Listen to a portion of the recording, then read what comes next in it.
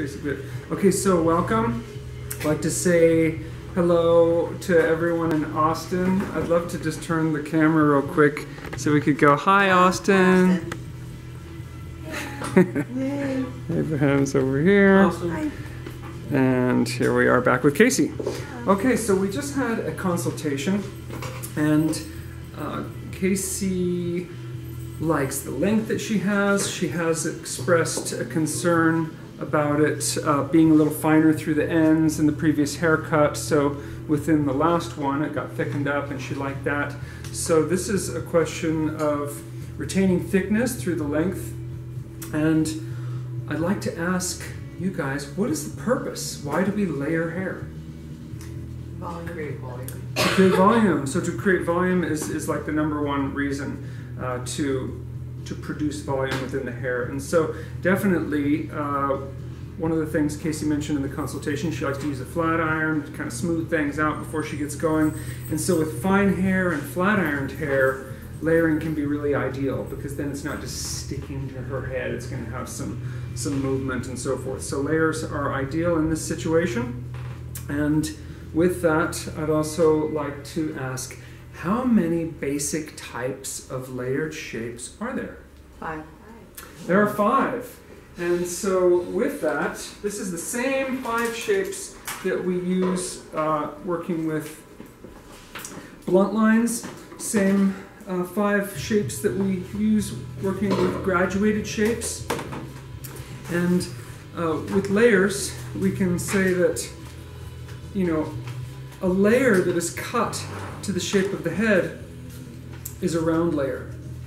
A layer that is higher through the top, perhaps like my own, we could call that more convex. Generally, it's pointy, like a faux hawk. So you've got this convex shape, you've got round, you also have square layers. Square layers are going to retain more length. We have concave, which is like the opposite of round, again retaining even more length. And then finally, inversion, the meeting of 2 straight lines. This is the opposite of the convex, the faux hawk type of layers, or even a bob. If you held it up, it would have an internal corner that would be essentially like a convex shape in regards to a layering context. So with regards to the length, it being short and long, the shapes can look dramatically different, but we do have those 5 basic layering patterns, shapes to work from in the toolbox. And those shapes, there can be multiple shapes inside the head for different reasons. For example, in Casey's hair, we might want to produce more volume in the crown. And so in this instance, we're going to want to get a shorter layer onto the crown, but because she wants to retain weight through the bottom and thickness, that's a concern of hers, it's going to need to be an angle that angles out to retain that length. And so in my mind, we're either dealing with a square layer that would retain more length, a concave layer would also retain more length, and an inversion. So one example of multiple shapes would be, I might want to place an inversion into the crown for the purpose of removing weight and producing volume. And with that, with the inverted shape, retaining maximum weight throughout the haircut, simply isolating the point that needs to have volume. Now that would address the flat spot, if you will, on the crown. But Casey, we didn't discuss if this is kind of the natural area that your hair tends to fall in the sides. So that's the area that it's generally going to fall, perhaps from a cowlick around the hairline. So with that, you may also decide that you want to see some layering into the parting area for a different reason. You've already taken care of the crown issue with perhaps an inversion, and then there might be something else, layers going on through the top. And it could in fact be another type of inversion that is working forward. So for example, back here, what I'm going to prescribe today, very simply, is to do an inversion that is stable in the crown, and by pivoting around the crown, we'll have an inversion in the crown. And later, we're going to discuss creating an inversion that travels all the way across the parting to produce some fullness through the top, while at the same time retaining length through the sides. Finally, there is something that could fall into the graduation category, but we often refer to it as face framing layers. So in truth, anything framing the face, like the fringe and the sides, is part of the perimeter of the haircut. And so bangs can be blunt, bangs can be graduated when they work into the sides and so forth. When they're kind of soft and layering, we just think of them as layers, but in reality, they're sort of part of graduation as well. And I would like to touch on that because this area here is something that tends to lack weight due to the natural phenomenon of having an ear. So we have an ear, there's less hair there, the hair tends to almost have, it looks like a hole sometimes with a lot of folks, compared with having hair all the way from the crown to the nape and the back. There's all this fullness, but here it starts to fizzle out a little bit. So it's a very sensitive area with regards to density, and so it really does require mindfulness with regards to not only the shape but the techniques that are being utilized, because a lot of time in the layering type of category, and when we say face framing layers, there can be a lot of elevation and tension and so forth, and we know that tension and elevation removes weight, and we don't want to remove any excess weight in this area. So I think it would be valid for me to touch on that briefly for tonight's demonstration. So what I would like to do is work from this natural parting by combing it toward the crown, allowing it to essentially fall where it will. That's actually a little deeper than where it was at the moment. So I'm going to do that one more time. Let it fall naturally. Notice that as I'm finding this sort of natural part that's determined from the cowlick growth pattern at the hairline, I do want it to essentially travel toward the crown so we can have some sense of balance. In other words, if the parting were going back to the side, it would be creating more of a comb-over type of effect, and that's not what I'm really after today. And the main reason for that is that this inversion is going to be placed in the crown, and so it needs to be balanced. And so I need to kind of work back with that parting to the crown to create a balanced shape right off the bat. So the first thing that I like to do is section across the center of the haircut. And I don't want to excessively comb the hair. You'll notice I'm working with the wide teeth of the comb. And so I'm not stretching and stretching. I'm trying to be gentle with the hair, but to, first of all, select a center parting. And that center parting is going to be dictated by the atlas bone and the occipital bone. That gives me that alignment for the first section.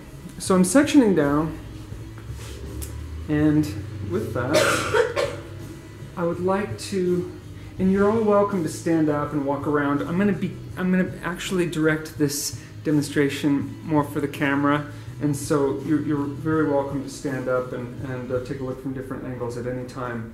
So I'd like to look at this from the crown perspective, and I'll be honest with you, even with long hair, I find that 6 or 7 inches is plenty long on the crown. You know, when it gets longer than that, it's hard to produce fullness. And so I can already see that if I were to say the comb is 6 inches long, so approximately 7 inches is a good starting point for me to ensure that I'm going to produce the fullness that I want to see. And so I'm combing this hair up, directing it all upward, and seeing how much weight is going across the surface. Now, I don't want to take away too much weight from the bottom. That's why I chose this inverted shape in the first place. If I went back on a concave, or if I went back more squarely with the layers, it would go deeper into the interior and remove more weight. It would remove more weight that encompasses the head, but it would also end up skinnier, shall we say, at the perimeter. And so I'm angling up in this V shape, this inversion, and right off the bat going to select my first section approximately 1 inch longer than the comb. Now you can see the bottom of the perimeter here.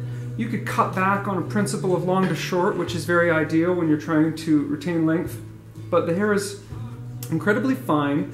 And so I don't want to cut too much weight out of there, cutting back from long to short. So this is one of the times that I would go from shorter to longer. And I'm actually going to go right above my fingers, but sometimes I go below the fingers as well when I want a little bit more tension or control. But in this instance, I'm going to go right above my hands where it's a little bit more slack, and then opening and closing the blades gently, creating micro blunt cuts. And there's a fluidity of motion. This is an angle in motion. This was not a predetermined angle that got cut back in more of a club cutting fashion. This is a fluid angle that scoops in, chooses the amount of weight to remove, and very gently, with mindfulness, creating the micro blunt cuts that are the opposite of tearing at the hair and scraping at the hair. So right off the bat, I know I'm going to start to create a little bit more action in the crown, while really this is the most conservative approach. It is like slide cutting. Slide cutting was created in the 80s as a method of blending hair with fluid angles that we didn't quite have. You remember the bi-level, you know, the business in front, party in the back type of thing that wasn't blended very well. And so we didn't have that fluidity of motion, you know, in the 70s. But in the 80s, this sort of came onto the scene as the go-to thing to do. And I'm afraid that it actually got a little bit played out. People were also doing all kinds of crazy partying in the 80s. I'm sure they still do, but it was as if that partying was going into the hair with the hair cutting techniques in some ways, because people were just getting a little wild with it. And what I've found is by mimicking a slide cutting movement that creates this fluid angle in motion, but by opening and closing the blades very gently, I'm actually blunting off any other frayed qualities within the interior of the haircut. So I'm healing the haircut throughout. And I can tell that in the previous haircut it's still quite one length. There wasn't a chance to really get through and layer some of those finer areas. So I'm working from a pivot point. That means that the guide to length that is approximately 7 inches long is stable. It's not traveling anywhere, but I'm pieing around the round shape of the head so I can continue to produce an angle like the one I've done. It's going to work all the way around. But I'm actually just going to take it ear to ear for now, because we already discussed there's another consideration of another shape through the front. So I don't need to work all the way into the front, but I'll continue to take these pie-shaped sections. And I actually like, honestly, to comb all the way through and take the whole section. Now you could do this in subsections. You could divide right here and stick solely to the top. But I like to see the whole section because as I do it, I can see the whole thing and just see what is the quality of this hair and so forth, not create an extra blending necessity later.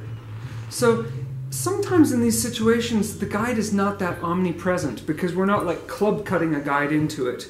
We're simply choosing a location for a guide, and then we are working with an angle in motion, a lot of fluidity. So you don't have to obsessively look for a technical guideline. What you do want to do is ensure that you're not over-directing the sections back and forth, that it's pie shaping around, and that essentially each time, if you want to, you can just set your comb down and think, yeah, I'm in the zone. Angling my hand up high, going over the top. And again, if you needed more tension on the hair, you need a little bit more control of the situation, you could opt to work underneath. But I'm actually enjoying just working kind of gently through the top. So I'm going to turn the chair in hopes that maybe a new perspective might be refreshing for you in Austin and around the world for that matter. We will upload this class to YouTube tomorrow, and the principal function of that is to share it with our dry cutting specialists in Austin, Texas at the Darling DryCut Trailer. But we'd also like to allow hairstylists around the world to just check in and take a look and see what we're up to, and I hope that you enjoy it. I hope that you do all of the things that you're supposed to do on YouTube, like it and comment on it and so forth. So this is how the angle is working through the sides. I think it will be ideal if I pivot the chair once again, and again working from the center all the way through. And at this point, I'd also be very happy to answer any layering questions that are particular to this haircut, ideally, and if not, layering questions in general, happy to answer at this time as well.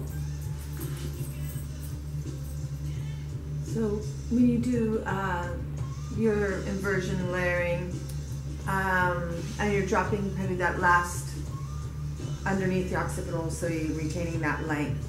Yeah. Do you prefer to do the perimeter first or after your line? Great question.